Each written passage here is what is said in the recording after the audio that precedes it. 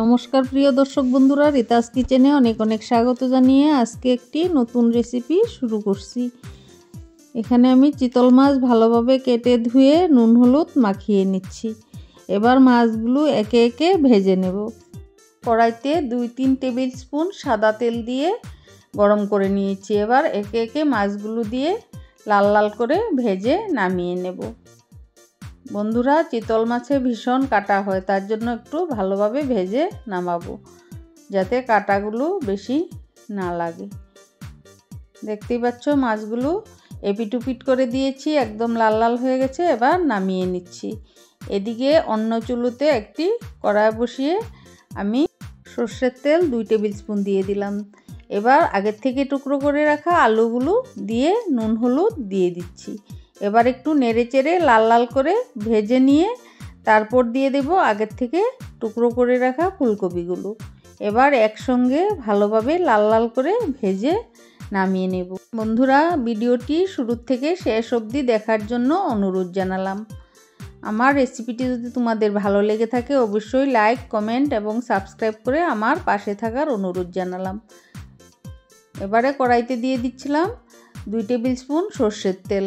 এবার ডালের বড়িগুলো লাল লাল করে ভেজে নামিয়ে নিচ্ছি। এবার ওই তেলটাতেই ফোড়ন দিচ্ছি গোটা জিরে, গোটা এলাচ। এগুলো একটু ভাজা হয়ে গেলে দিয়ে দিচ্ছি কাঁচা লঙ্কা বাটা, হলুদ গুঁড়ো, দিয়ে দিচ্ছি জিরে গুঁড়ো। এবার একটু নেড়ে চেড়ে নিচ্ছি। এবারে দিয়ে দেব আদা বাটা। এবারে দিয়ে দিচ্ছি শুকনো লঙ্কার গুঁড়ো 1/2 টিস্পুন, দিয়ে দিচ্ছি কাশ্মীরি লঙ্কার গুঁড়ো 1/2 টিস্পুন, দিয়ে দিচ্ছি স্বাদ মতো নুন। এবার একটু নেড়ে চেড়ে ভালোভাবে কষিয়ে নিচ্ছি যতক্ষণ মশলা থেকে তেল ছেড়ে না আসে। দিয়ে দিচ্ছি একটি টমেটো 4 টুকরো করে। এবার আগের থেকে ভেজে রাখা ফুলকপি আলুগুলো দিয়ে দিচ্ছি মটরশুঁটি। এবারে সবজি আর মশলা ভালোভাবে কষিয়ে নিচ্ছি। সবজি আর মশলা যদি ভালোভাবে কষানো হয়, একটু ভাজা ভাজা লাল লাল করে, তবেই তরকারির টেস্টটাও ভালো আসে। এইভাবে আপনারাও বাড়িতে বানিয়ে দেখবেন, খেতেও দুর্দান্ত হবে। এবারে দিয়ে দিচ্ছি পরিমাণ মতো জল। আমি এখানে ঈষদ উষ্ণ জল দিয়েছি। এবারে 7-8 মিনিটের মতো ফুটিয়ে নেব।